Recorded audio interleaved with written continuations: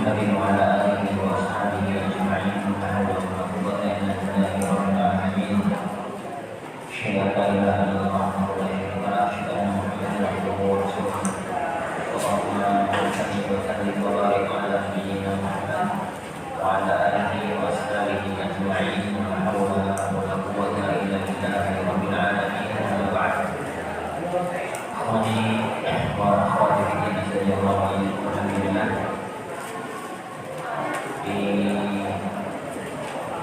waktu yang berbahagia ini kita kembali dipertemukan Allah Subhanahu wa taala di majelis kita, majelis Umdah Al-Ahkam.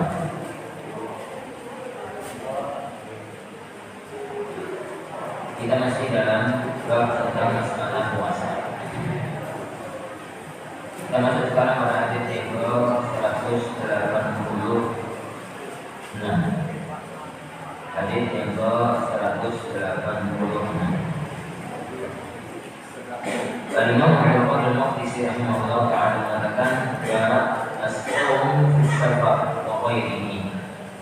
Bab hukum puasa saat safar dan yang lainnya. Maksudnya adalah puasa saat safar dan kondisi selain safar. Kita baca hadisnya. An Aisyah radhiyallahu anha, dari Aisyah radhiyallahu anha, anna Hamzah bin Amr al-Aslami, bahwasanya Hamzah ibnu Amr al-Aslami qala, dia berkata kepada Nabi sallallahu alaihi wasallam, a'asumu bis safar, apakah aku boleh puasa saat sedang safar? Wa kana kathiras siyam, dan orang ini, sahabat yang mulia ini, Hamzah bin Amr al-Aslami, itu orang yang sering puasa, banyak puasa. Faqala, maka beliau sallallahu alaihi wasallam mengatakan, in syi'ta fasum, jika kamu mau maka silahkan puasa. Wa in syi'ta fa'fir, jika kamu mau maka silahkan berbuka, maksudnya tidak berpuasa. Hadis yang sama dengan hadis ini, ada beberapa hadis yang mirip banget permasalahannya. Ada Anas bin Malik, dari Anas bin Malik. Kalau beliau mengatakan, jadi dari Anas bin Malik, ini beliau mengatakan, kunna nusafir ma'an Nabi, kami dulu pernah safar bersama Nabi sallallahu alaihi wasallam. Falam ya'id as-sha'imu al-muftir, yang tetap puasa tidak mencela yang berbuka, wal muftiru 'ala as-sha'im, yang berbuka tidak mencela kepada yang puasa. Itu hadis yang kedua. Hadis yang ketiga adalah bab ini. An Abi Darda, dari Abu Darda. Qala, beliau mengatakan, kharajna ma'a Rasulillah, kami keluar bersama Rasulullah sallallahu alaihi wasallam fi syahri Ramadan, pada waktu bulan Ramadan, fi harrin syadid, pada waktu musim panas yang sangat menyengat, musim puncak panas. Hatta idza kana ahaduna la yadau yadahu ala ra'sihi min shiddatil har, saking panasnya sampai-sampai salah satu dari kami itu meletakkan tangan pada kepalanya saking panasnya, untuk melindungi panas dari terik matahari. Wa ma fina sha'imun, tidak ada seorang pun di antara kita yang puasa, illa Rasulullah, kecuali Rasulullah sallallahu alaihi wasallam, wa Abdullah ibn Rawahah, dan Abdullah ibn Rawahah. Nah, baik, ada Allahumma iyyakum. Hadis ini dari riwayat Ummul Mukminin Aisyah radhiyallahu anha, dari sahabat yang mulia Anas bin Malik, dan dari sahabat yang mulia Abu Darda, dan masih ada beberapa hadis yang lainnya kita baca nanti, menunjukkan kepada kita tentang satu masalah dari buku fikih, yaitu tentang hukum orang puasa tatkala safar, tentang hukum orang puasa tatkala safar. Pertama, satu hal yang dipahami bersama bahwa kalau orang itu sedang safar, maka boleh bagi dia untuk tidak berpuasa meskipun puasa itu puasa Ramadan. Meskipun puasa itu puasa Ramadan. Dan itu ketegasan firman Allah Subhanahu wa taala, "Faman kana maridan aw 'ala safarin, faman kana minkum maridan aw 'ala safarin, fa'iddatun min ayyamin ukhra." Barang siapa di antara yang sakit atau sedang safar, maka berbuka, dia berbuka, maka silakan jadi untuk mengganti pada jadi hari yang lain. Ayat ini yaitu firman Allah Subhanahu wa taala, "Wa man kana minkum maridan aw 'ala safar, fa'iddatun min ayyamin ukhra." Maknanya sebagaimana saya katakan tadi, "Wa man kana minkum maridan", barang siapa di antara kalian yang sakit. Sakit yang berpengaruh kalau buat puasa. Berpengaruh kalau buat puasa dalam arti sakit itu kalau dibuat puasa tanpa parah, atau tambah lama sembuh, atau sangat memberatkan kalau dipakai puasa. Itu namanya sakit yang punya efek dengan puasa. Adapun kalau sakit itu nggak punya efek dalam puasa, sakit itu nggak punya efek dalam puasa, maka tidak masuk dalam ayat ini. Karena sakit itu jadi beda kondisi, beda hukum, beda kondisi. Sakit yang berkaitan dengan sholat itu sakit yang ada kaitannya dengan sholat. Sakit yang berkaitan dengan puasa itu ada kaitannya dengan puasa. Contoh, baik dengan jadi Allah ayatku, udunan betul. Bisul. Kalau ada orang itu udunan di kaki bagian bawah, di telapak kaki. Udunan itu sakit obat. Oke. Udunan itu sakit. Udunan itu para sekalian punya efek kalau dalam bikin sholat. Nek dipakai ngaduk, besok udunan bagian bawah. Dalam kondisi ini, maka sakit itu berefek kalau dipakai sholat. Dari situ boleh berubah fikih sholat dan wudhu. Yang asalnya wajib berdiri sekarang menjadi nggak wajib berdiri. Yang asalnya berdiri karena sholat itu rukun, yang nggak sah sholat tanpa dengan dia sekarang menjadi gugur karena dia sedang sakit. Tapi orang yang udunan gawe ngantuk raiso, penyakit udun ini punya efek nggak kalau dipakai puasa? Dalam arti nek poso udune tambah teman, atau nek poso udune tambah lama sembuh, atau tambah terasa sakit nek poso, berat begitu dipakai untuk puasa, punya efek terhadap puasa apa? Udun. Enggak apa ya? Nek enggak, berarti udun itu tidak punya pengaruh dengan hukum puasa. Dalam fikih puasa, udunan itu dianggap tidak sakit. Meskipun dalam fikih sholat, udunan itu ada orang sakit. Tapi bisa jadi loh, udunan itu ini punya efek dengan puasa.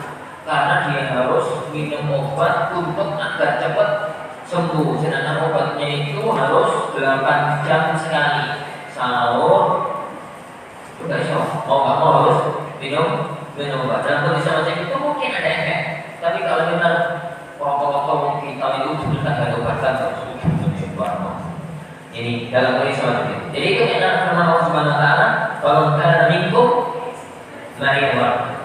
Kalau kana minkum maridan, barang siapa di antara kalian yang sakit. Baik, au ala safar, atau dia itu sedang safar. Jadi atau kalau dia itu sedang safar syar'i. Dengan segala perselisihan dengan ulama kita bahas, jadi karena terlalu panjang.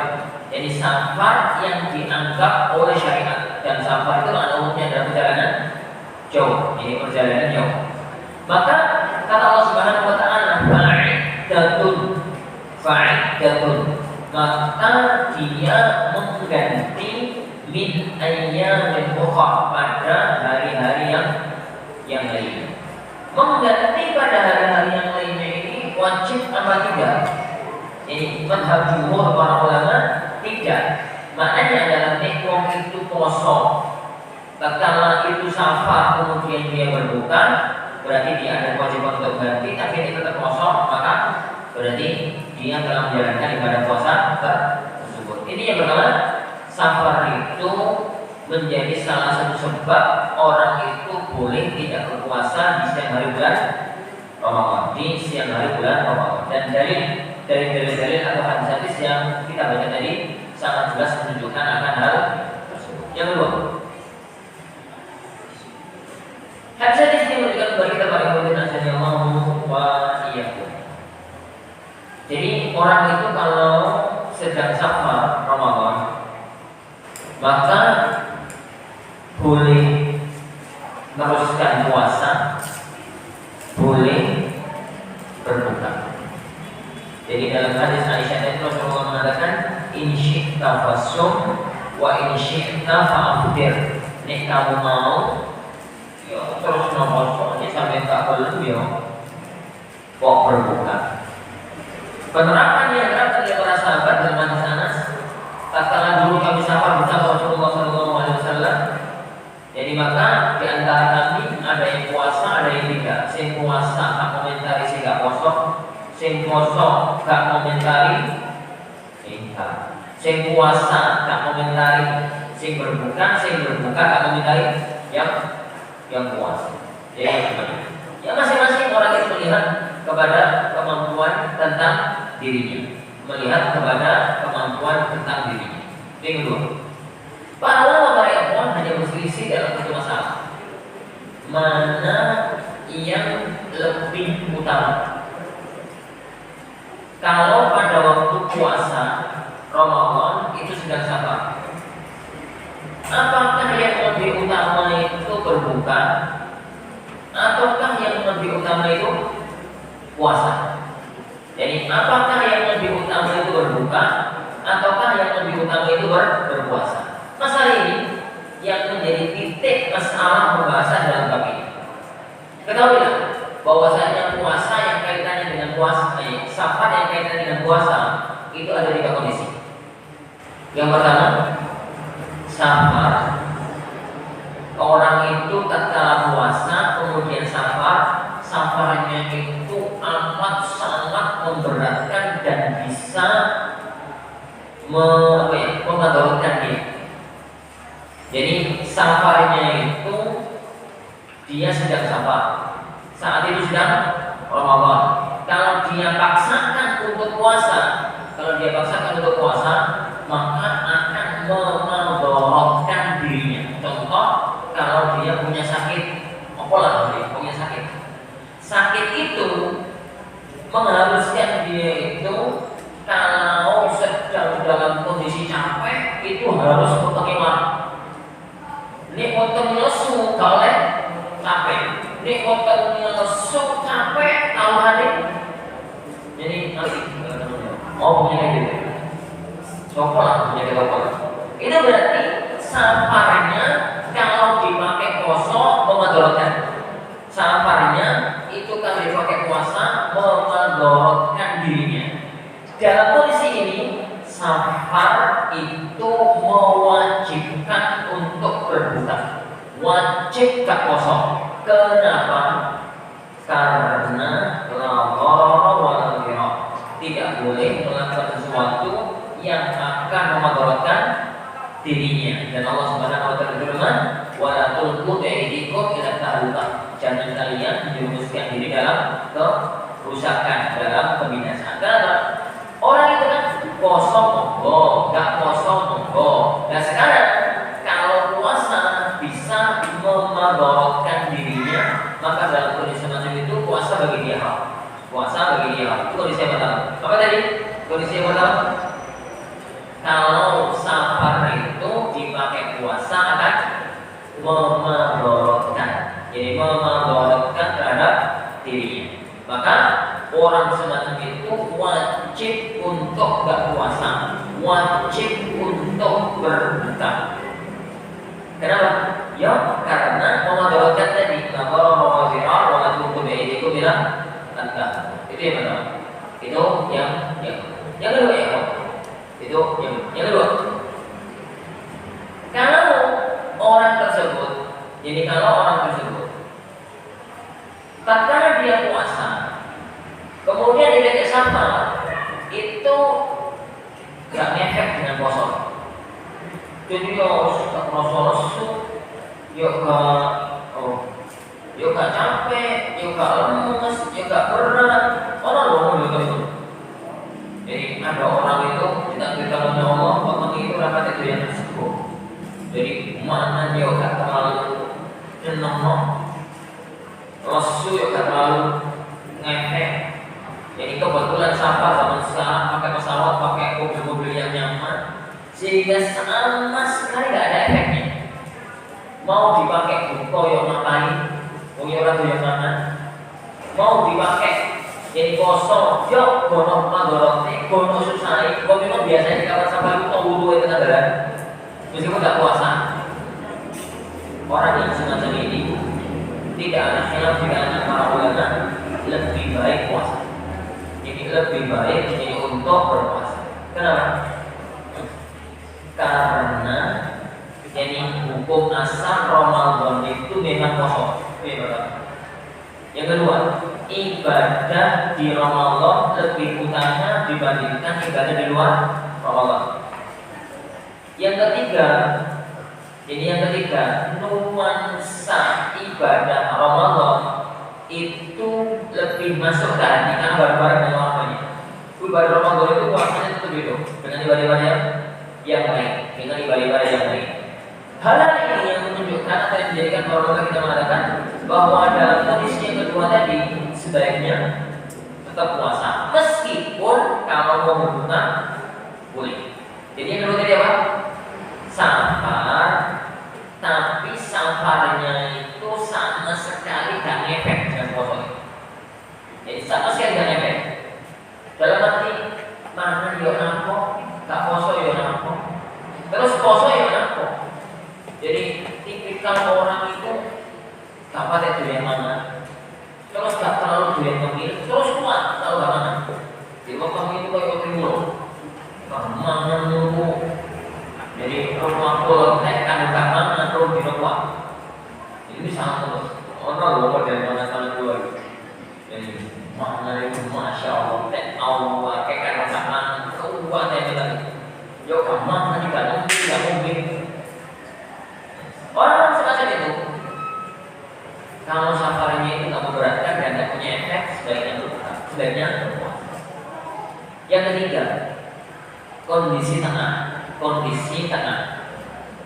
Safarnya dia itu saat puasa, kalau dia puasa memagorotkan enggak, sama sekali tidak punya efek, ya udah di posisi tengah.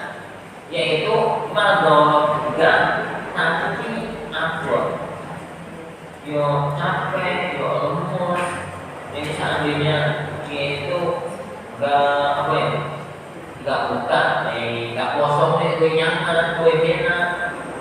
Dalam kondisi yang ketiga inilah yang terjadi perselisihan karena para ulama. Sebaiknya itu nempel titik tangguh kosong, ataukah sebaiknya berbuka, ataukah sebaiknya itu berbuka. Ini masalah yang ketiga ini yang diperselisihkan oleh para ulama. Sebagian ulama mengatakan bahwa sebaiknya kita berpuasa. Ini pertama tak melewatkan. Yang kedua beratnya puasa potong. Puasa itu sarapan maju, makan siang mundur. Puasa itu kan sarapan asalnya jam 6, maju jam 4. Makan siang asalnya jam 2, mundur jam 6. Sarapan maju, terus yang dimakan siang ini mundur. Makan begini, jam 10 di perawat. Tidak ada yang susah. Memagorkan juga berat ada, tapi dikit dan lumrah kan. wong itu dalam jalan syariat mesti ono masyakoi, mesti ono berganti gigi. Enak-enak itu dulu pokok kami subuh. Jadi koyo enak-enak mana saya kalau mana-mana. Meskipun di omah tapi poso itu ono berarti. Gak kemana-mana itu, gak ngono ora kudu di omah. Poso tetap ono berarti. Namanya juga beban syariat. Nah, beban syariat itu semacam itu beratnya itu normal. Bersama juga itu sebagian pendapat di kalangan jadi para ulama. Sebagian pendapat di kalangan para sebagian ulama yang mengatakan bahwa berbuka lebih utama, alasannya lebih nyaman, lebih ringan. Dan agama kita dibangun di atas kemudahan, dibangun di atas keringanan. Jadi firman Allah Subhanahu wa taala, "Yuridullahu bikumul yusra wa la yuridu bikumul usra." Allah menginginkan untuk kalian kemudahan dan Allah tidak menginginkan untuk kalian kesusahan. Allah tidak menginginkan kalian itu susah. Wa ma ja'ala 'alaikum fid-dini min haraj. Allah tidak menjadikan agama ini berat untuk kalian. Inna ma itu bil hanifiyyah, bisa nama aku dibawa.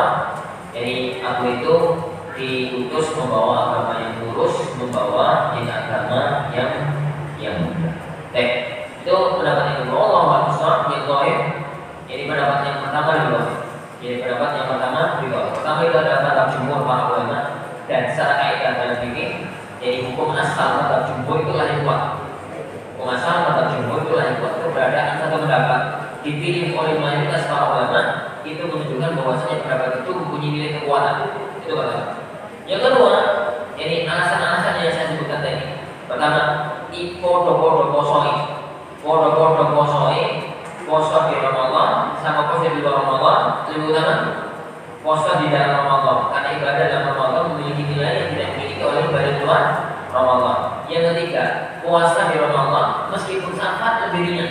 Jadi puasa di Ramadan meskipun safar ada nilai ringannya. Nilai ringannya di mana? Akeh kacani, murah-murah rawangan. Kini kalau rawangan, kini rawangan. Ya, kalau puasa di Ramadan, puasanya itu meskipun nggak sampai orang aboti apa? Borong kacang. Borong kacang mana, ini kacang mana, borong kacang nyakit, ini kacang sok. Tapi dia kosong. Memang nggak sampai, tapi nuansa kepingin, nuansa abot, nuansa pengen itu ada nuansa berat tersendiri. Maka, jadi meskipun sampai, tapi ada nilai ringan karena pakai kacanya. Tapi kalau puasanya di luar Ramadan, meskipun tidak sampai, ada nilai berat karena boleh kacanya. Karena boleh kacanya. Itu yang ketiga. Yang keempat, abraq lidhimah. Jadi lebih bisa menggugurkan kewajiban. Karena puasa Ramadan itu satu kewajiban syariat yang hanya bisa gugur kewajiban itu kalau telah dijalankan. Kalau sudah dijalankan di Ramadan, ya sudah selesai kewajiban itu. Kalau belum dijalankan di Ramadan, wajib dijalankan di tempat yang lainnya, di tempat yang lainnya. Belum lagi banyak masalah-masalah hidup, ya sibuk ini, sibuk itu, ini itu, yang kadang-kadang menjadikan orang itu tidak segera untuk menjalankan ibadah tersebut. Wallahu a'lam bishawab. Lepas dari khilaf di dalam Ramadan tadi, maka itu pendapat yang ada ini dalam masalah tersebut. Wallahu a'lam bishawab. Nah, itu masalah yang ketiga. Jadi masalah pertama ini, safar itu salah satu sebab orang itu boleh berbuka. Yang pertama. Yang kedua, bahwa para ulama kita sepakat bahwa orang yang safar itu mau buka, mau puasa, masalah yang ketiga dari masalah yang dijelaskan oleh para ulama lebih utama karena dengan perincian yang telah kita bahas tadi. Dengan perincian yang telah kita bahas tadi. Nah, hadis ini, hadis Abu Darda itu hadis yang pertama dengan hadis yang kedua. Hadis Aisyah dengan hadis Anas ibnu Malik. Hadis Anas ibnu Malik. Hadis Abu Darda adalah yang dimuliakan Allah Subhanahu wa taala. Yang kita baca tadi, bahwasanya Rasulullah SAW itu kami pernah keluar bersama Rasulullah SAW di bulan Ramadan. Panas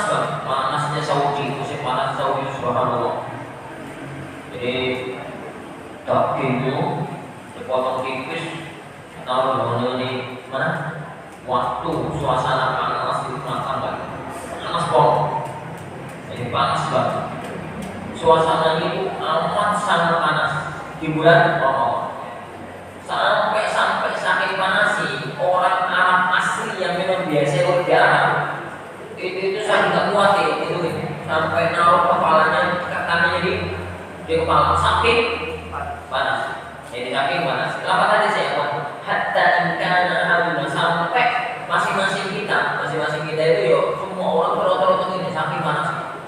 Rumah kayu dan itu.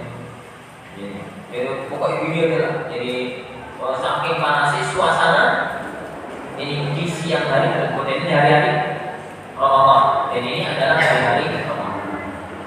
Tidak ada seorang pun di antara kita yang kosong, semuanya gak puasa. Hanya saja Rasulullah SAW berpuasa dan Abdullah ibn Rawahah juga berpuasa. Ini menetapkan apa yang kita katakan tadi. Orang yang sabar itu mau kosong, mau nggak kosong, mau kosong, mau nggak kosong. Yang kedua, hadisnya memberikan kepada kita pilihan para sahabat tidak puasa karena mereka merasa poso itu sangat berat. Pada waktu safar, poso sangat berat, maka sebaiknya tidak berpuasa. Jadi maka sebaiknya tidak berpuasa. Karena kalau dipaksa poso bisa membatalkan dalam kondisi macam itu. Dipaksa-paksakan puasa bisa yang membatalkan dalam kondisi macam. Tapi masalahnya adalah kenapa Rasulullah SAW kok tetap poso? Kenapa beliau Sallallahu Alaihi Wasallam kok tetap berpuasa? Satu yang harus kita pahami baik dalam memahami konsep ibadah dan memahami konsep itu. Jadi seorang mukmin itu hidup itu dengan rohnya, bukan dengan fisiknya. Fisik itu cuma casing, cuma wadah yang kita letakkan padanya roh kita. Apapun yang di alam dunia itu, titik kekuatan inti itu di roh. Di mobil itu, titik kekuatan inti itu di mesin. Oh ini wapi mesti dibobol atau mati. Mesti wapi, nah tujuannya rata-rata elek itu lancar jaya. HP yang ngomong, komputer yang ngomong, laptop yang ngomong, body ini wapi, mesin ini apa bro, iya ngadat terus, rehe. Tapi mesinnya wapi meskipun bodinya rata-rata elek, ya tetap lancar jaya. Manusia juga begitu Pak. Uang itu kalau hatinya kuat, hatinya benar, hatinya besi, fisik itu nggak banyak menjadi penghalang. Tapi uang itu hati ini wis kotor, hati ini wis rusak, fisik ini sekuat apapun nggak akan kuat. Makanya jangan heran, ini orang uang itu kuat jelajah alam 3 hari 3 malam naik Bromo, ngaku. Tapi kalau di masjid di pinggir orang nggak kuat. Dicak orang lain, ini mas berat masjid, aku lagi sudah kuat sikit. Padahal aku di Bromo kuat. Masalahnya adalah masalah. Betapa banyak orang itu yang kuat mengeluarkan uang 1 juta hanya untuk jalan-jalan. Tapi mengeluarkan uang 50.000 untuk sedekah kepada orang fakir miskin, untuk wakaf di masjid itu tak berhenti. Ini sampai kiamat. Salah nyebut nomor masjid itu nyesal di bawah ini. Ini sing rongeng itu ini. Biasanya kalau nomor masjid lapor ini rongeng. Sing ini saya pakai itu. Tapi tapi bar Jumatan arpe ing warung kopi. Ini arpe warung kopi. Kata kota itu laku, Jumatan itu kota itu laku. Waktu ngantuk itu salah jumbo sing saya tahu. Kalau kota, nggak saja setengah ngantuk, setengah ngomos. Pada Jumatan di warung kopi, sampai warung kopi, sampai bayar dulu, slot itu 100.000 saja. Masalah, nyesalan itu bulan, nyesal itu tetap. Kenapa ya Pak? Uang 1 juta ente kalau untuk jalan-jalan. Uang 50.000 menjadi beban berat hidup. Kalau untuk nafkah masjid karena hatinya Allah. Karena hatinya Allah. Orang-orang yang hatinya bersih itu kuat dalam menjalankan amal-amal kebaikan, dalam menjalankan amal-amal kebajikan. Makanya dulu Ustaz bin Amr pernah mengatakan, "Lau tawwa qulubukum lama syabi'a min kalami rabbikum." Seandainya hati kalian itu bersih, maka kalian tidak akan pernah kenyang membaca kalamnya Allah Subhanahu wa ta'ala. Tidak akan pernah kenyang membaca kalamnya Allah Subhanahu wa ta'ala. Baik, mari kita saja Allah wa iyyakum. Kita lihat contoh yang gampang. Bahkan Rasulullah SAW itu puasa Isya.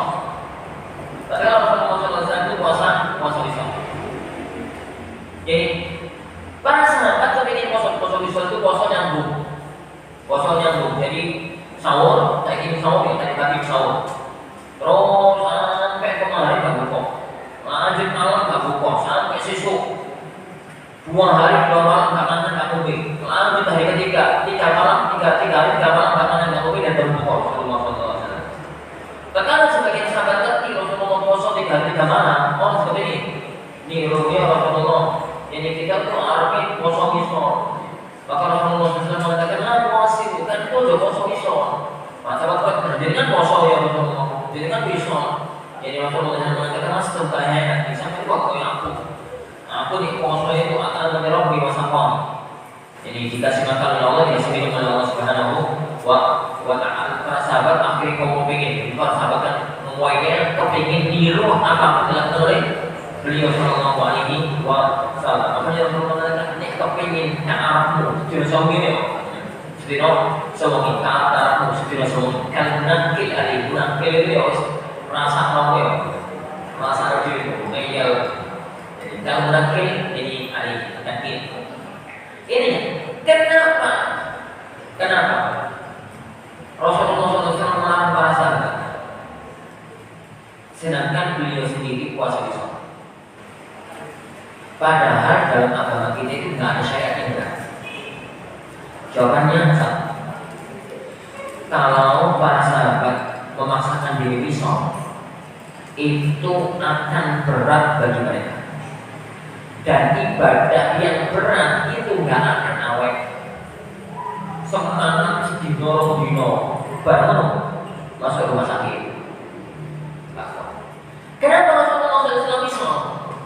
Karena kesucian hati beliau lah yang menyebabkan makan dan minum itu nggak berpengaruh kepada dirinya. Tapi terus-terusan nggak kuat, awal itu butuh makan. Maka dibatasi oleh beliau dengan 3 hari. Dan orang itu ya kuat, mampu nggak makan itu. Nek pas hati sepon itu 1000 nggak makan dalam itu kuat. Baru tapi pas aktivitas itu kuat. Hari-hari kemarin pas Piala Dunia, betapa banyak uang ibu sih biasa kayak sholat subuh di masjid, tiba-tiba jam 1 sholat dan gak tunggu sampai subuh. Kenapa? Hati ini yang kuat untuk membuat. Tapi di kapan hari-hari biasa jam 3 tani, yuk tani di kamar mandi baru turun. Alasannya ngantuk. Dan apa ini tidak ngantuk mas? Masalahnya manusia itu ada pada hati. Manusia itu ada pada hati. Makanya ketika misalkan kita membaca hadis, ketika Rasulullah SAW itu sholat malam sampai kakinya bengkak, apakah itu menyelisihi larangannya beliau sendiri? Rasulullah SAW itu kan melarang jadi orang ibadah di luar batas kemampuan. Jadi beribadah kepada Allah ma'utipun selanjutnya itu Rasulullah SAW pernah jadi ke masjid melihat ada tali dari tiang masjid ke tiang masjid nomor tali. Ditanya oleh Rasulullah, tali apa ini? Tali ini Zainab ya Rasulullah. Dia kan ngomong, jadi kalau beliau itu sholat terus capek itu sandaran atau pegangan dengan tali ini. Sandaran atau pegangan dengan tali ini. Orang coba kan dulu, yang lucu loh. Lepas tali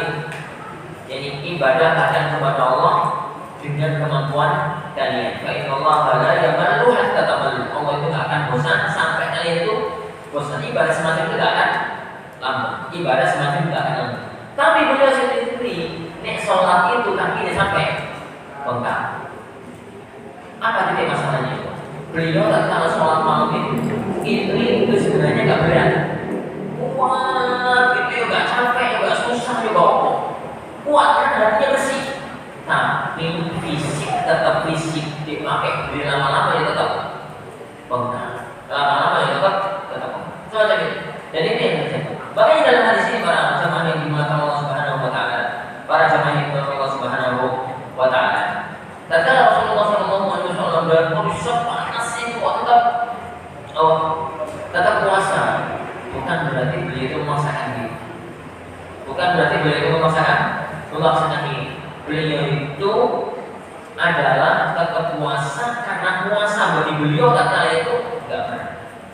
Seandainya beliau itu keberatan dan berpuasa pasti mengamalkan kaidah asal syariat, yaitu boleh untuk berbuka, boleh untuk bertek. Loh, kalau itu Rasulullah SAW, bagaimana dengan Rasulullah berpuasa? Hadis semacam ini yang kita pahami bahwa sahabat itu, kalau kita bicara tentang keutamaan para sahabat, itu ada keutamaan umum, ada keutamaan khusus. Kalau kita bicara keutamaan sahabat umum, yang paling utama sini Abu Bakar, di bawahnya Umar, di bawahnya Utsman, di bawahnya Ali, di bawahnya lagi sisa 10 sahabat utama. Al-Syarah Mubasysyir berjalan sisanya. Ini di bawahnya lagi Ashab Badr. Ini para sahabat ikut perang Badar. Di bawahnya lagi Sabiqun al-Awwal. Jadi siapa? Sabiqun al-Awwal, orang-orang yang sudah masuk Islam sebelum Hudaybiyah. Di bawahnya lagi orang yang masuk Islam antara Hudaybiyah dan Batu Makkah. Di bawahnya lagi madrasah adalah sahabat yang mereka menjadi Islamnya pasca Batu Makkah. Itu kalau kita bicara jadi keutamaan sahabat, level para sahabat secara umum. Tapi keutamaan secara umum itu tidak mengharuskan semua masalah dia lebih utama. Contoh, ketika Rasulullah SAW bicara tentang ilmu, maka beliau mengatakan a'lamukum bil halal wal haram mu'ad. Yang paling ngerti halal haram mu'ad. Ketika beliau bicara tentang masalah amanah, maka beliau mengatakan wa aminu hadhihi ummah Abu Ubaidah bin Jarrah. Jadi orang yang paling bisa dipercaya di kalangan umat ini adalah Abu Ubaidah bin Jarrah. Jadi masing-masing sahabat itu memiliki kemuliaan yang tidak dimiliki oleh sahabat yang lain. Nah, di antara keutamaannya Abdullah bin Rawahah adalah yang terdapat dalam hadis ini. Jadi beliau tetap bertahan untuk berpuasa dalam kondisi yang semacam itu dan dalam kondisi yang tidak terlarang. Maksudnya tidak menampakkan kalau beliau itu sangat amat berat di dalam menjalankan ibadah puasa. Allahu a'lam. Nah, tadi apa?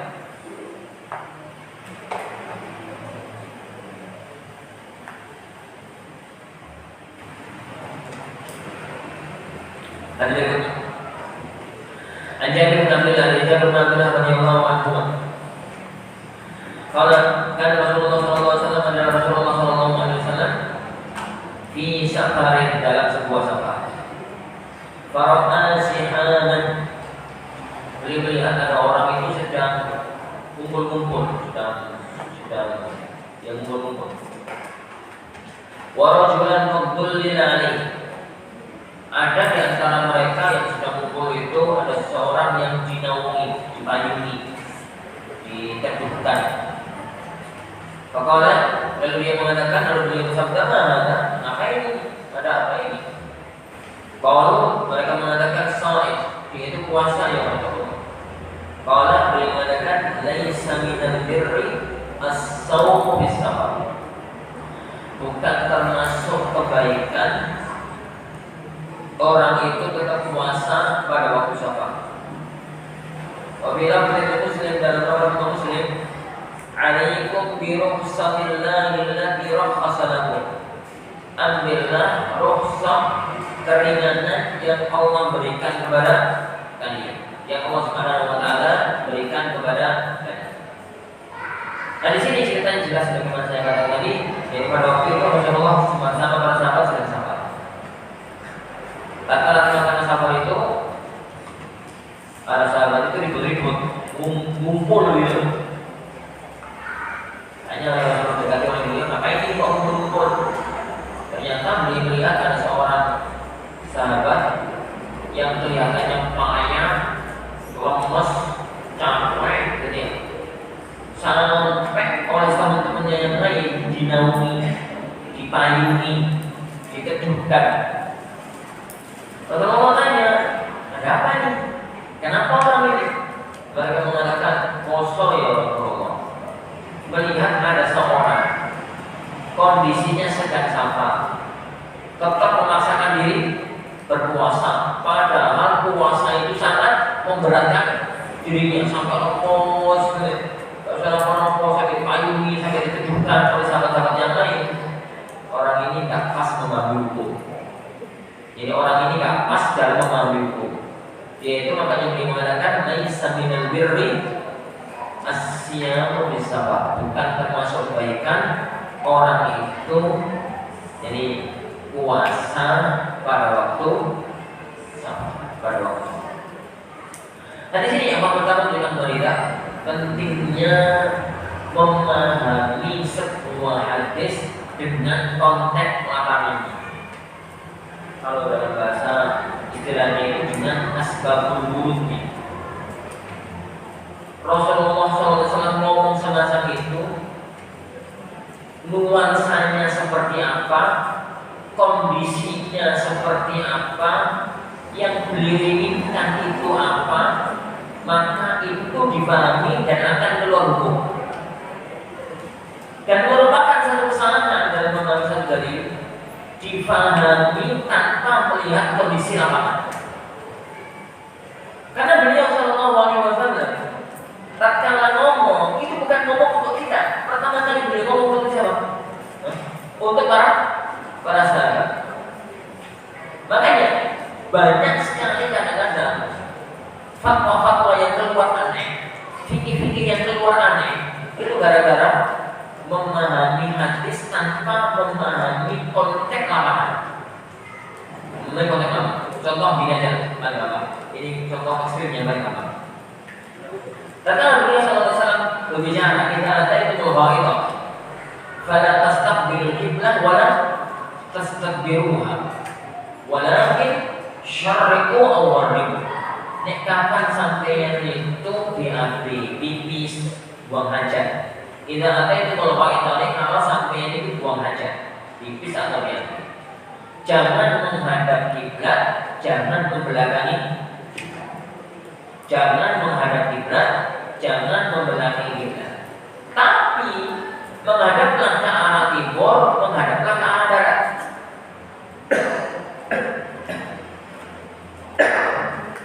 Hadis ini kalau kita pahami dengan konsep pemahaman dalil yang tepat, itu bisa jadi ngomong itu komentar wanita di harus lakukan. Jadi ini kalau orang menghadap kiblat, kalau orang membelakangi kiblat, kalau orang menghadap kiblat, kalau orang membelakangi kiblat. Lah kok malah menghadap timur, menghadap barat itu pikir, menghadap barat tadi menghadap kiblat, menghadap timur membelakangi kiblat. Kata-katanya akhir. Sampai yang sama memahami hadis. Hadis ini Rasulullah SAW bicara tentang hadis ini di kota Madinah. Beliau bicara untuk masyarakat kota Madinah, untuk masyarakat kota Madinah. Karena beliau bicara untuk masyarakat kota Madinah, kita lihat Madinah itu apa yang Makkah? Madinah itu utaranya Makkah. Maka tatkala beliau SAW bicara fala tastaqbilul qiblah, kamu itu jangan menghadap kiblat. Menghadap mana tadi? Selatan. Jangan kamu menghadap kiblat. Menghadap mana? Ke utara. Beda menghadap, beda membelakangi. Menghadap ke timur, menghadap ke barat. Ini untuk masyarakat kota Madinah. Lalu tadi kita menghadaplah ke arah utara, menghadaplah ke arah selatan. Jadi yang memahami dalil itu, pahami kondisi lapangan. Tarik hukum, kesimpulan hukumnya, lalu hukum itu dibawa ke negeri kita dan difatwakan untuk kondisi negeri kita. Dan difatwakan untuk kondisi negeri kita akan menimbulkan hasil fatwa yang pas. Kalau tidak, sering aneh dan anjing.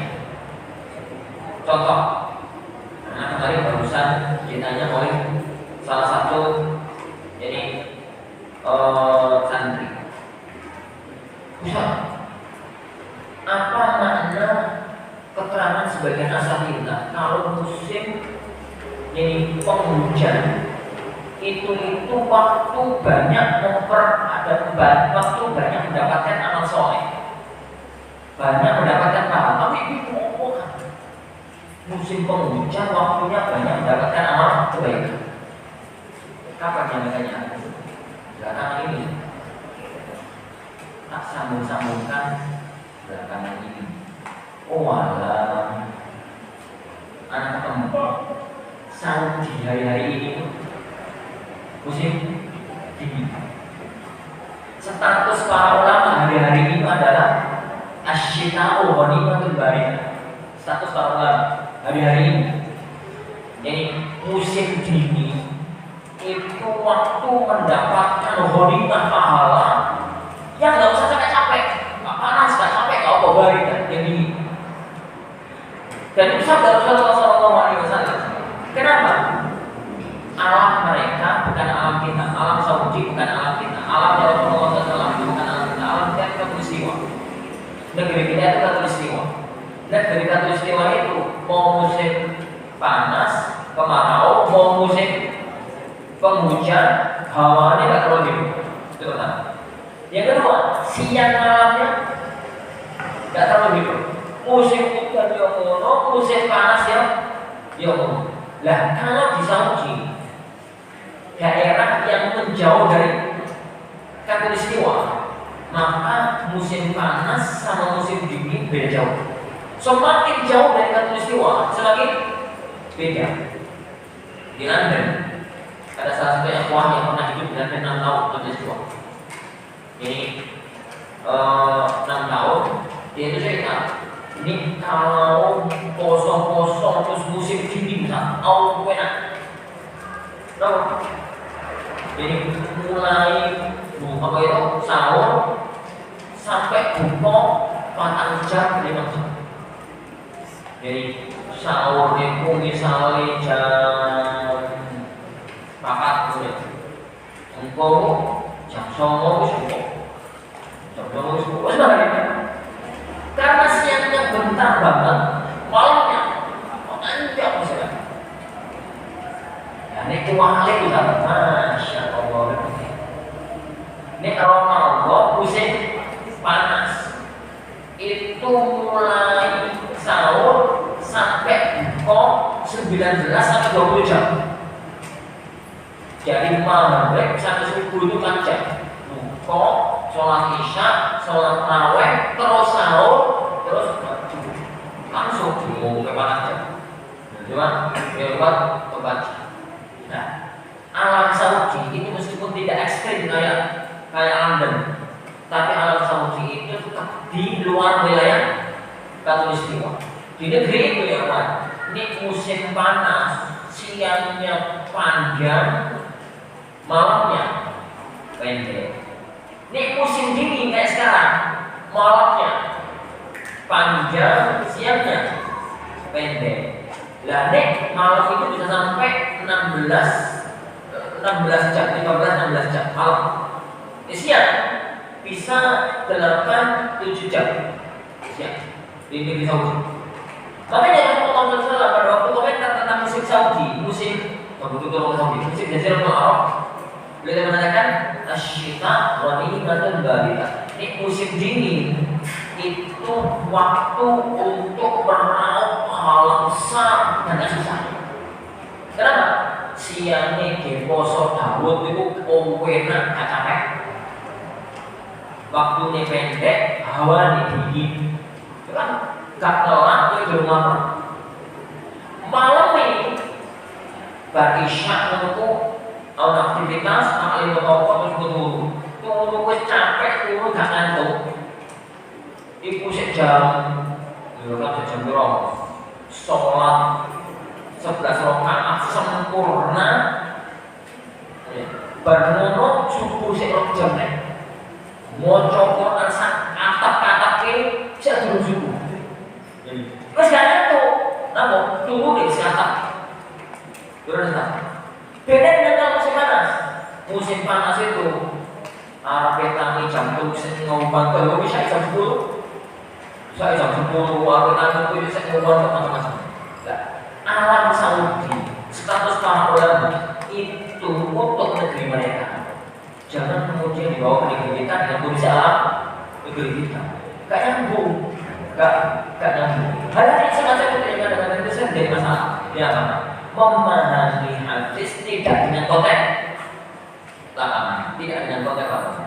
Pada suatu hari, aku berpikiran di kuburan. Kalau sebagai ustaz, kuburan itu kubur ya, berbentuk terus kan tanah itu dibalik. Gunduk tanah itu, gunduk tua, gunduk.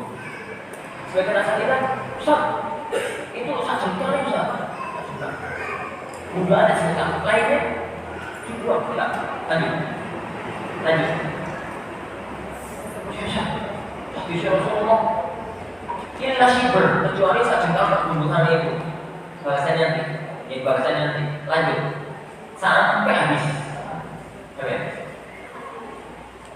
Akhirnya yo anu takut di mana? Akhirnya gunduk itu tinggi sekali. Ini berarti nggak sampai dah. Pokoknya tinggi. Perjalanan pulang, anak-anak lagi, laki. Antum paham hadis ini? Yang antum sebutkan tadi. Hadis itu 17. Gundukan itu cuma siapa? Satu sebenarnya kan tak lumayan. Sehingga cukup. Apa misalnya? Fahami hadis itu kenapa Rasulullah SAW ngomong siapa? Gundukan kuburan itu satu jengkal itu kenapa? Gak tahu. Itu kenapa masalahnya? Antum pernah ke Baki? Enggak. Apa kondisi tanah Baki? Gak tahu.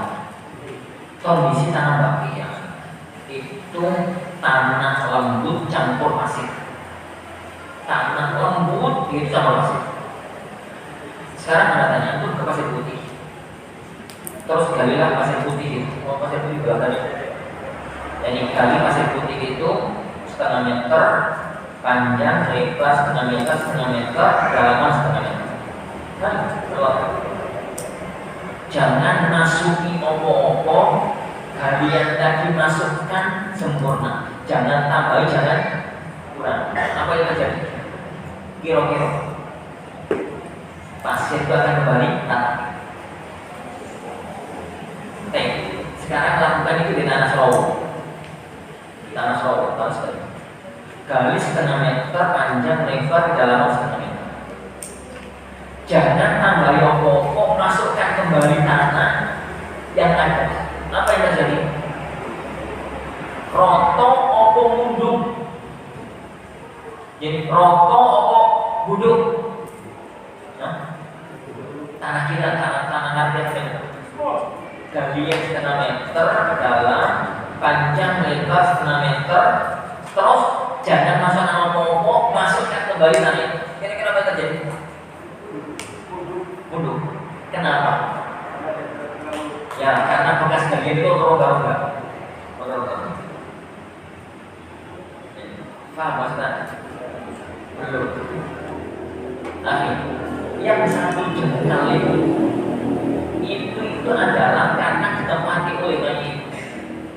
Jadi tanah kuburan Baki itu kalau sudah digali dikeluarkan. Lalu ada mayit ditaruh di dalam. Ada mayit ditaruh di dalam. Dikembalikan semua tanpa ditambahin dan dikurangi. Itu akan terpotong area mayit. Dan itu hanya mundur satu jengkal. Itu yang mundur satu jengkal. Apa yang menunjukkan ini? Pertama kondisi tanah. Yang kedua, tidak ada satupun riwayat yang menunjukkan kalau Rasulullah SAW kuburan itu tanah yang dua tanah itu dua keluar, menunjukkan bahwasanya tanah itu dikembalikan sempurna, kemudian gundukan yang satu jengkal itu adalah karena efek mayat yang ada di kuburan. Berarti hukumnya satu jengkal itu, Rasulullah ngomong satu jengkal itu karena kondisi Madinah. Fikihnya bukan satu jengkal, fikihnya itu adalah kembalikan tanah galian apa adanya. Kembalikan tanah galian apa adanya. Gundukannya setinggi apapun, itulah fikihnya. Lah, ini itu akan terbukti 7 hari kemudian. 7 hari kemudian, karena hujan, karena angin, karena panas, itu tetap gundul tinggi 14. Nek kalau wis 16 padet, tapi yo sakit. Isu-isu yo betul-betul tidak. Lama-lama semacam. Nah, hal-hal yang kayak begitu ya kok. Memahami hal-hal yang semacam itu kadang-kadang sering jadi masalah karena hadis itu diambil lafaznya tanpa dipahami konteks lapangannya. Kalau kita memahami hadis Akhtarun nasi 'ala al-munafiqin sholatul isya wa sholatul fajr, itu akan rumit kalau kita pahami di zaman sekarang, dan akan gampang kalau kita pahami di zaman Rasulullah SAW. Kenapa berat? Wong munafik itu sholat, nek setok buka, ben ketok, nek dia itu musyrik.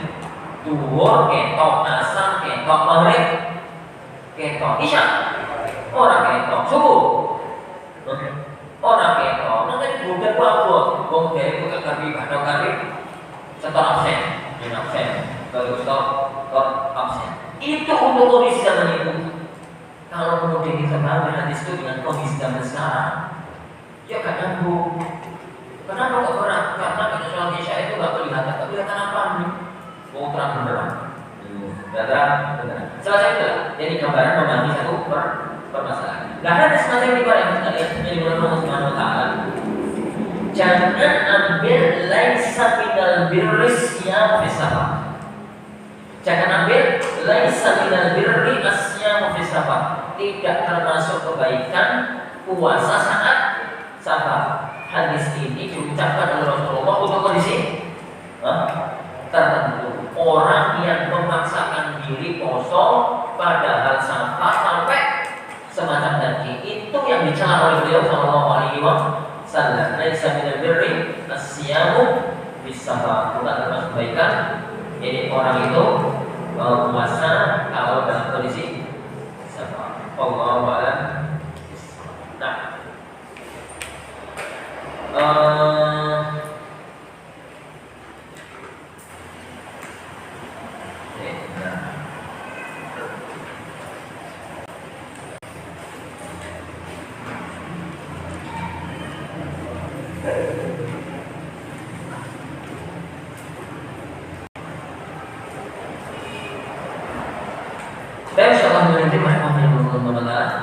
yang kita pelajari hadis ini sangat kita lanjutkan, kita baca pada pertemuan yang akan datang di Bulan Ya, sebelum kita lanjutkan, barangkali ada yang mau disampaikan, mohon.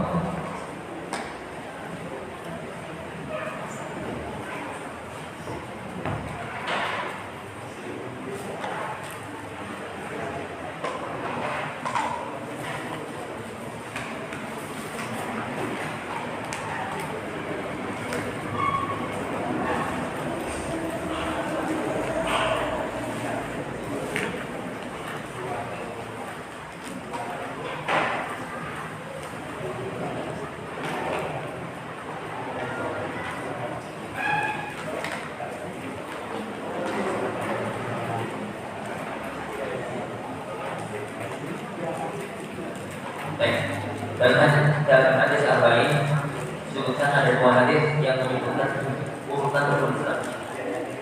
Yang mana haji disebut urutan kelima dan hadis lain puasa yang urutan kelima. Apa kaidah dua hadis itu? nafkah berbeda. Pertama, hadis Abdullah bin Umar, yang menyebutkan bahwasanya haji itu di urutan keempat, puasa di urutan terakhir. Bunyi Islam al-Afas, syahadat la ilaha illallah wa anna Muhammadar Rasulullah wa iqamus shalah wa itaz zakat wa hajjul bait wa shaum Ramadan. Hadis itu secara sanad memang yang paling kuat dibandingkan hadis-hadis yang lain tentang urutan rukun Islam. Yang karena sebagai itulah Imam Bukhari rahimahullah taala menjadikannya sebagai patokan urutan Sahih Bukhari. Urutan Sahih Bukhari itu, jadi setelah masuk kita Bukhari kita adalah taharah. Jadi kemudian setelah sholat, sholat, zakat, haji, puasa. Urutan Sahih Bukhari itu mengikuti urutan hadis Abdullah bin Umar. Jadi sholat, zakat, haji, puasa, haji dan puasa. Baik. Tapi urutan ini diselisih oleh rata-rata para ulama. Rata-rata para ulama baik dalam hadis maupun dalam kitab fikih itu urutannya sholat, zakat, puasa, haji. Dan urutan itu kalau mau benar, kalau mau tepat sama tepatnya, yang bisa hati-hati. Karena beberapa hal. Yang pertama, kebanyakan riwayat itu urutannya adalah haji akhir, puasa depan. Itu yang pertama. Yang kedua, jadi Abdullah bin Umar sendiri mengoreksi urutan haji dan puasa. Yang diriwayatkanlah shaum Ramadan wa hajjul bait. Begitu urutannya, puasa Ramadan baru kemudian haji. Yang ketiga, dari tarikh tasyrik, dari sejarah pensyariatan. Ini sejarah pensyariatan. Puasa dulu baru haji. Karena puasa diwajibkan pada tahun kedua, haji diwajibkan tahun ke-8. Jadi haji diwajibkan tahun ke-8. Yang ketiga, apa yang berikutnya, haji itu kewajibannya lebih sedikit karena orang yang mampu itu sedikit. Makanya semua syariat itu jadi syarat kemampuan itu lepas. Sholat ya waqimus sholat, zakat ya waqamus zakat, puasa ya kutiba alaikum as-siyam. Loh, ini gak mampu pakai dari lain. Wattaqullaha mastata'tum. Tapi kalau haji digandeng. Jadi walillahi 'alan nasi hijjul baiti langsung man istata'a ilaihi sabila. Karena memang rokok-rokok wong itu akhirnya gak mampu daripada yang mampu. Semua itu yang menunjukkan bahwa mengisyaratkan haji itu letaknya belakang. Tapi seandainya haji letakkan di depan, haji dulu baru puasa, itu nggak ada masalah. Sebagaimana dilakukan oleh Bukhari rahimahullah, itu nggak ada masalah. Pertama, kalau Bukhari rahimahullah beliau lebih perhatian kepada titik sana, titik periwayatan, riwayat haji dulu baru puasa lebih kuat. Itu yang pertama. Yang kedua, hadis itu menggunakan waw. Jadi bunyi Islam al-Afas, syahadat la ilaha illallah wa anna Muhammadar Rasulullah wa iqamus shalah wa atuz zakat wal waw itu limutlaqil jawab. Waw itu untuk sekedar pokoknya rukun Islam gak harus menunjukkan urut, sama sekali gak menunjukkan urut. Jadi wa dalam bahasa Arab itu misalkan ja'a Muhammadun wa Zaidun, Muhammad dan Zaid datang. Siapa datang duluan? Gak jelas. Ja'a Muhammadun wa Zaid, itu yang penting. Muhammad kalau Zaid podo-podo tetap. Muhammad dulu baru Zaid dulu baru Muhammad bisa toko barat, bisa. Jadi semacam itu. Karena wa itu cuma mutlaqul jam', mutlaq al jam'. Karena itu maka dulu, ketika para sahabat mau sa'i, itu sahabat itu bingung, sa'i itu dari mana? Karena bahasanya Al-Quran, inna safa wal marwata min sya'airillah. Safa, marwah itu diantara syiar-syiar agamanya Allah. Mau sa'i bingung, ini mana nih? Golongan pertama. Seandainya Allah mengatakan inna safa fal marwata pakai fa, itu jelas safa dulu baru marwah. Tapi kalau safa marwah digandeng dengan waw, para sahabat paham ini waw itu nggak menunjukkan urutan. Ini beliau bertanya sama Rasulullah, ya Rasulullah, apa ini? Dari mana kita mulai? Beliau mengatakan ibda'u bima bada Allah bi. Mulai dari ujung yang Allah sebut duluan. Mulai dari safa. Itu bukan karena ayat, bukan karena hadisnya beliau Sallallahu Alaihi Wasallam. Jadi tidak ada masalah dalam hadis itu karena pakai waw. Yang penting rukun Islam itu orang 5, yaitu haji, puasa, zakat, sholat, zakat, puasa, haji, sholat. Betul-betul pakai orang 5. Tapi urutan yang masyhur itu urutan dalam hadis Jibril. Urutan yang masyhur itu urutan dalam hadis Jibril, yaitu syahadat, sholat, zakat, puasa, pokok.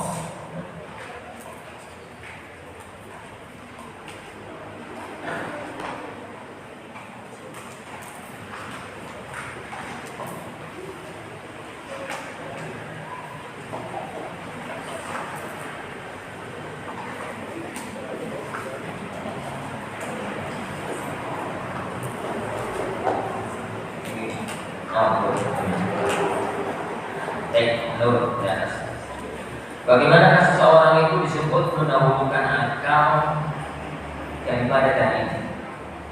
Dan apakah bahayanya jika kita seperti itu?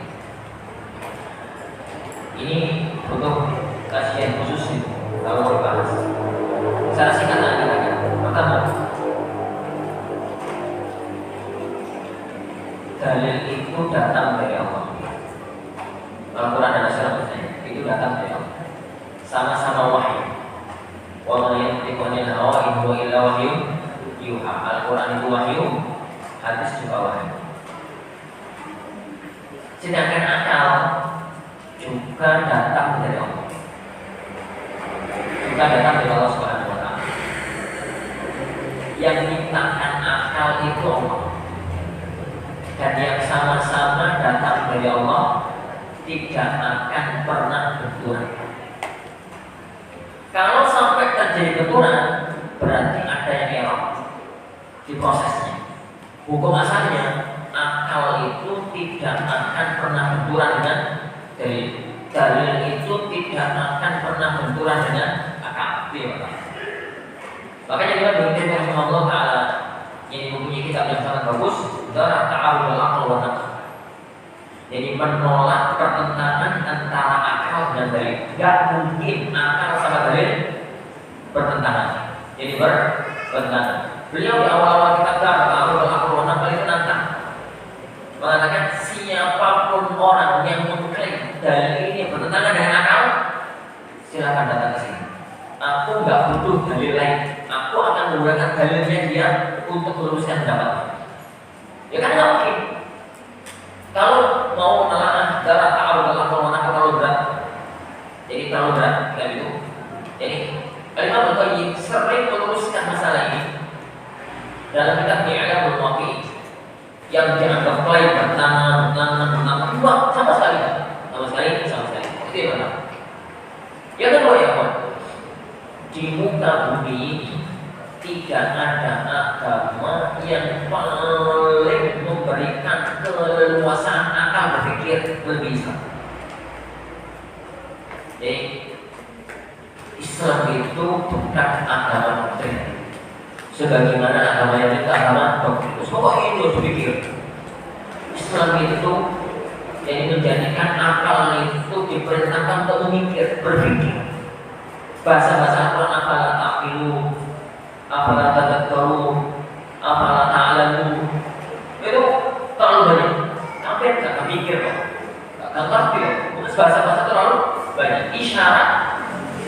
bahwasanya orang itu disuruh berpikir. Jadi orang itu disuruh untuk berpikir. Yang ketiga, Islam itu agama yang sangat kepingin untuk akal orang itu berkembang dengan perintah belajar, perintah tadabbur.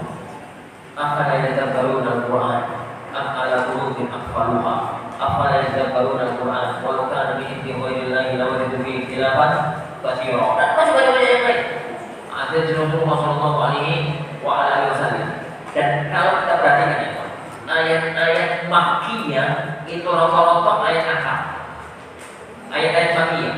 Tatkala Allah Subhanahu wa taala bicara kepada orang-orang kafir, ngejak bicara tentang alam akhirat. Ngejak bicara tentang alam jadi hari kebangkitan. Jadi ngejak bicara tentang bagaimana proses hidupnya orang mati. Itu bahasanya Allah tidak menggunakan bahasa doktrin, tapi bahasa apa? Bahasa akal. Bahasa akal. Karena Allah gak bisa menciptakan. Loh Allah sih mau menciptakan, kok sobat itu iso. Itu kan bahasa akal. Ini bahasa akal. Sejak awal Islam. Sejak ini awal Islam. Tapi yang pertama, tapi para ikhwan, akal manusia tetap punya batas. Wa ma utitum min al-ilmi illa qalila. Dan kita beri ilmu kecuali sedikit. Wa kullu ilmin alim. Setiap fungsi alim luwih ana sing luwih alim. Akal itu punya batas kemampuan. Punya batas kemampuan. Jadi akal itu tidak akan mampu memahami semua rahasia syariat. Tapi tidak pernah ada syariat yang bertentangan dengan akal. Yang ada itu adalah syariat yang tidak mampu difahami oleh akal. Makanya dalam bahasa para ulama, asyara la ya'ti bima yuhiluhul aqlu walakin ya'ti bima yahtaru ilaihil aql. Jadi syariat itu gak mungkin membawa satu hukum, satu syariat yang dimustahilkan oleh akal. Tapi syariat itu mungkin saja datang dengan sesuatu yang membuat akal itu pusing. Tak paham. Yang jadi masalah sekarang ini adalah nek kapan orang wong gak mudeng hukum diarani gak masuk akal. Sebenarnya bukan gak masuk akal, kan gak sampai saya gak iso hukum. Kan gak sampai saya gak iso paham. Jangankan memahami syariat para ikhwan Allah ya. Dunia saja, anda katakan ya, 500 tahun yang lalu, 500 tahun yang lalu, kalau ada orang terus cerita di kancani, mas, aku kita ngobrol kalau bapakku saya dikaji. 500 tahun yang lalu ada orang ngomong ke kancani, mas anakku kita ngobrol kalau bapakku, apa? Lah beli di mana dari Saudi, kita haji. Itu hari Arafah. Cerita di Arafah pakai wong ini. 500 tahun yang lalu kalau ada orang cerita semacam ini, apa kira-kira yang diceritain? Sampai dan iya jangan nih pakai alat kok kamu sama alat itu semua. Zaman itu ya Pak. Sekarang normal ngomong jadi 4 orang di 4 negara berbeda itu wajar menurut saya. Satu Indonesia, jadi satu Saudi, satu Amerika, satu Australia, ngobrol bareng itu normal zaman saya. Pakai apa? Pakai Zoom, pakai Google Meet, pakai video call, bareng itu pakai ini, pakai campur di zaman sekarang. Lah, gambarnya begini. Untuk urusan duniawi saja, akal itu nggak mampu nyambung, nggak mampu memahami. Kalau belum datang waktunya, apalagi memahami syariat. Jadi apalagi memahami syariat. Jadi konsep-konsep ini syariat itu tidak mungkin mengungkapkan atau mensyariatkan sesuatu yang bertentangan dengan akal. Mustahil. Misalnya ya Pak, 1 tambah 1 sama dengan 2. Itu paten. Lalu tiba-tiba syariat mengatakan 1 tambah 1 sama dengan 5. Itu mustahil.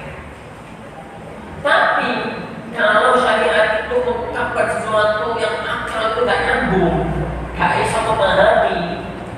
itu banyak. Karena memang wa ma itu beda ini illa qalila.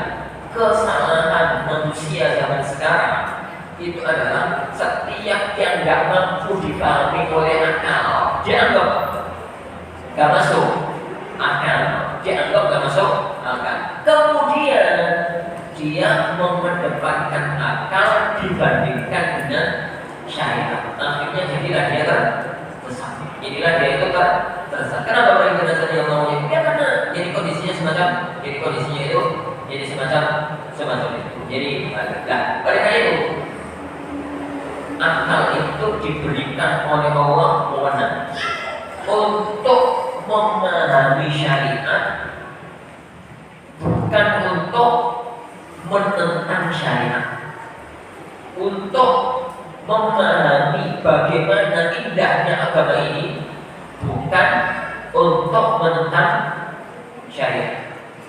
Kalau memang mampu memahaminya, itu cahaya di atas cahaya, kebaikan di atas kebaikan. Kalau tidak mampu memahaminya, maka kebalikan kepada kaidah dasar sami'na wa ata'na. Kita mendengar, kita itu mentaati. Wallahu a'lam bishawab. Tapi insyaallah sebenarnya ada beberapa pertanyaan kita, insyaallah kita pada waktu yang mendatang itu Rabbina wa ta'ala. Nah, ini macam kita. Subhanallah wa bihamdihi, asyhadu an la ilaha illa anta, astaghfiruka wa atubu ilaik.